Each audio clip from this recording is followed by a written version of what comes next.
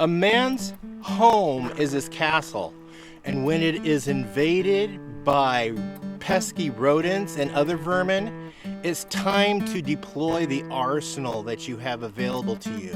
Stay tuned, I'm going to show you that arsenal and the recipe I use to effectively kill rats and mice dead, and it's safe for all the other creatures.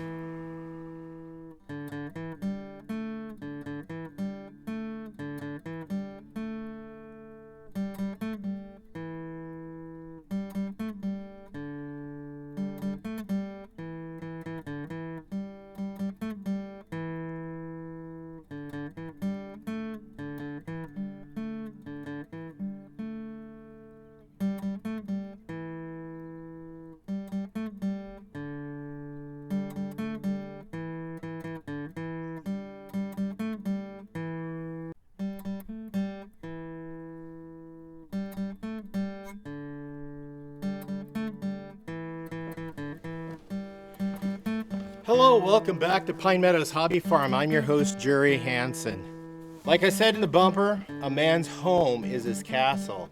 And when it comes under invasion by unwanted guests, it's time to release the arsenal against them. Take no mercy, take no prisoners.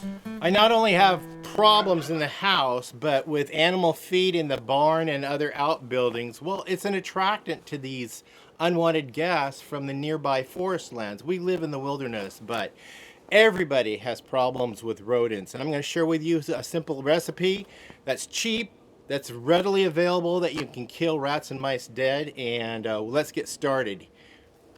Here's my arsenal. The first thing on the list is one of the things I tried. I found it on YouTube a couple of years ago.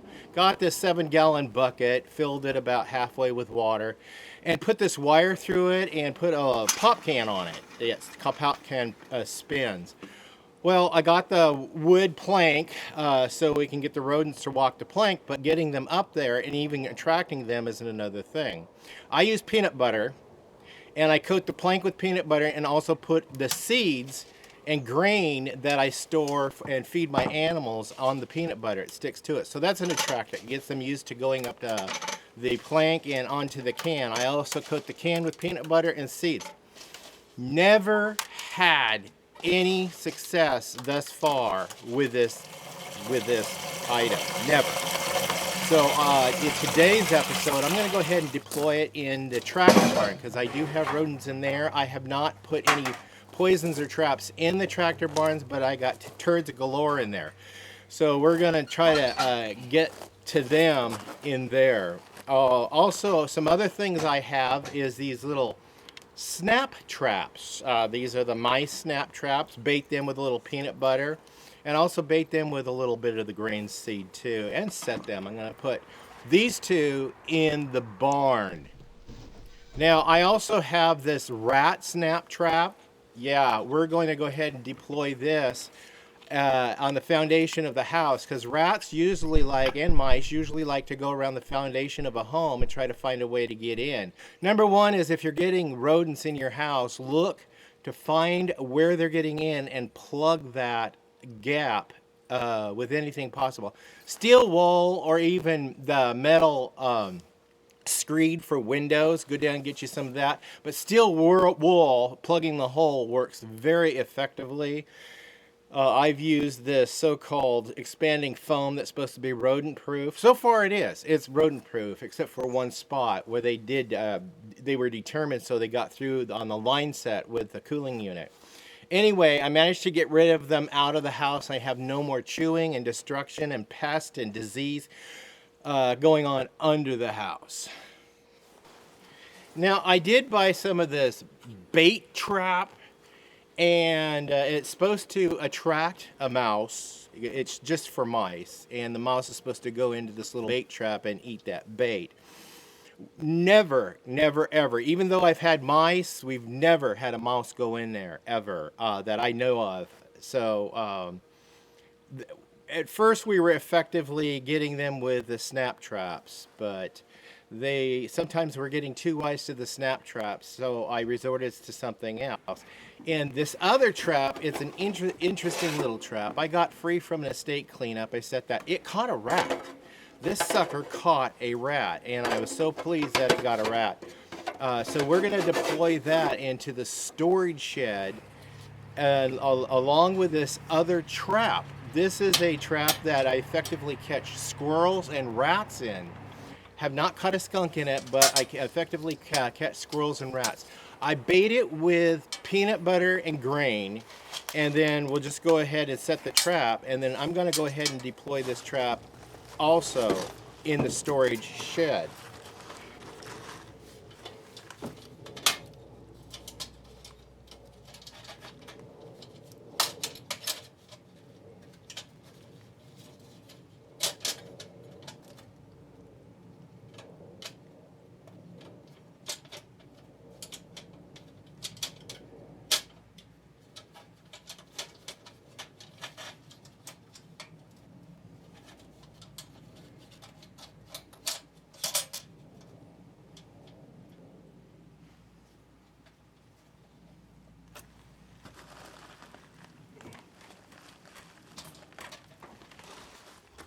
Now I got this big trap. It's the squirrelator is what it's called, the brand name.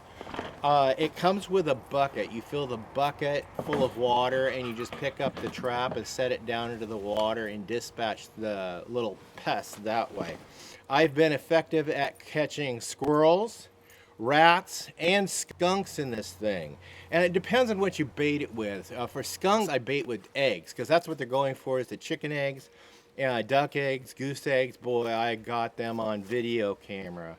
Speaking of the video camera or the trail camera, I'm going to go ahead and set that up in the tractor barn on the combination of a few traps and see if this bucket trap is going to work, and also a couple of the other traps. Now, the traps or the poisons that I chose to use, I've tried these ultrasonic plug-in devices that are supposed to put out a high-pitched sound that you can't hear but rodents can hear to try to keep rodents and bugs away from the house. Those simply do not work. Don't even waste your money. They do not work. We had an infestation as a result of it. So poisons, I tried Rat X, no avail. I've tried a couple of other poisons. I can't remember what they were. But the most effective one, I've tried flour and baking soda. Well, that worked, but I needed a more solid attractant to want to attract the rats and the mice to be able to go eat the concoction. What it is, it's equal parts attractant, and I'll go through the list of attractants, and it's equal parts baking soda. And here's what baking soda does in a rat gut. In their gut, that helps them digest foods is acids. Your body creates an acid. So we're simulating a rat gut right here. This is an acid. And in here is a spoonful of this solution, and watch what happens. Look at that. It bubbles. That's what's happening in the rat's stomach.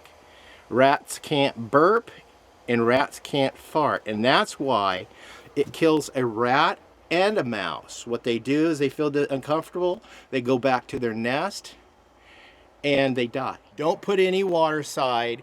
The stomach juices, the acids in the animal's belly is what activates it, and it causes it to blow up inside, and that's what kills them, because unlike all other creatures, rats and mice cannot burp and they cannot fart. They just blow up internally. Yeah, it might be painful, but what you're going to do is they're going to eat it, they're going to get uncomfortable, they're going to go back to their nest, which is their safety zone, and they're going to die. So that's why you don't see evidence of dead rats and dead mouse lying around, because they don't die instantly. It's time.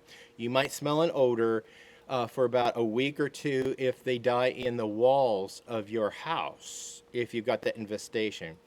If you don't notice any sign of diminishing in the first week, keep it up, keep going, keep attracting them, keep poisoning them with the baking soda, because it's an infestation. What happens is they'll go back to the nest, They have babies in those nests. The baby mama dies, daddy dies, babies grow up and they start wandering out for food. And then they grow up, and now you've got the infestation. It cycles. So just keep it out, keep it going, and then pretty soon they will all be dead. Because once the babies go out looking for food, they found the food, they eat it, they die. So you got rid of the whole colony that has infested your home. Another attractant I've used is cocoa. I would not recommend cocoa in place of flour for these poisons. If you have other animals and other critters that you don't want to poison, please don't use cocoa. It's hazardous to dogs. I've also used plaster of Paris. Your animal might get into plaster of Paris, and yes, it'll solidify in their gut just like the rat gut and the mouse gut. So I don't even recommend the plaster of Paris with the flour and the baking soda, or just the plaster of Paris and the baking soda. The most effective recipe I have learned that I came up with is this cornbread mix. I got it at Walmart, and baking soda. Equal parts, like a tablespoon of baking soda, a tablespoon of this corn flour. Corn flour will work too.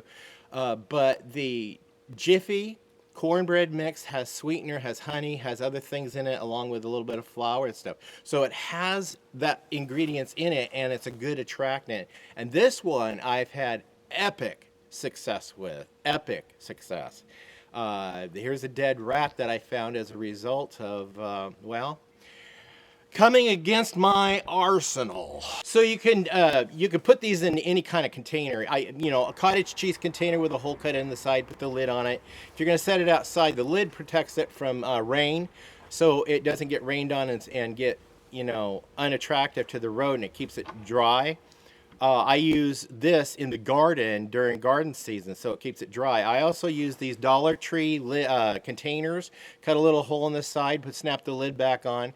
I'm gonna put one under the chicken coop, and I'm gonna put another one in the tractor barn. And we'll see, again, they'll be within view of the trail camera, and that way, follow me for an update, and that way you guys can see if it was successful.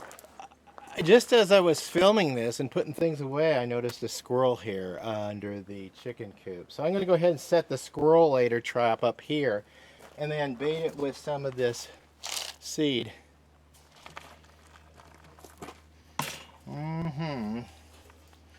Okay.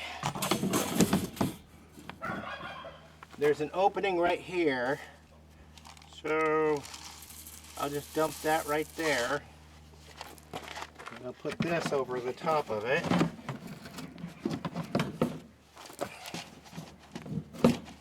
Okay, let's go deploy the arsenal in the barn.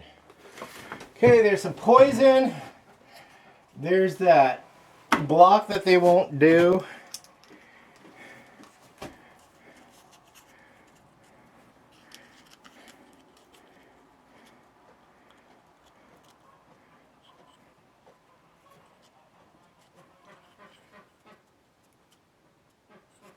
And here's the mouse trap.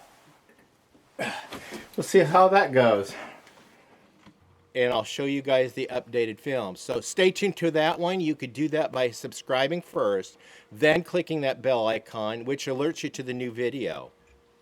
You don't want to have to subscribe, but tune in periodically to the channel and see if I got the video uploaded for the new update. Also, give us a thumbs up, like the show, click that share button. Sharing my video on your social media platforms helps spread the word to people on how to effectively get rid of these nasty disease-infested creatures from your home that could possibly be a hazard to your kids' health, your wife's health, your husband's health, your health. It's necessary. It's a necessary evil. Get rid of these creatures from your home. They're okay in their environment. They have their place in the environment, not in your home.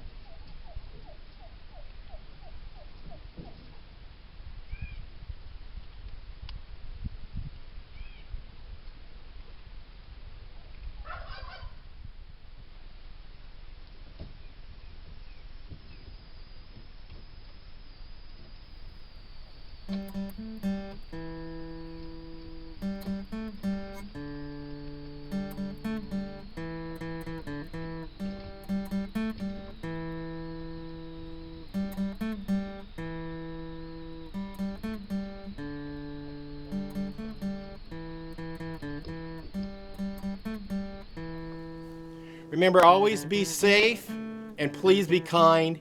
We'll see you guys in the next adventure. Bye-bye now.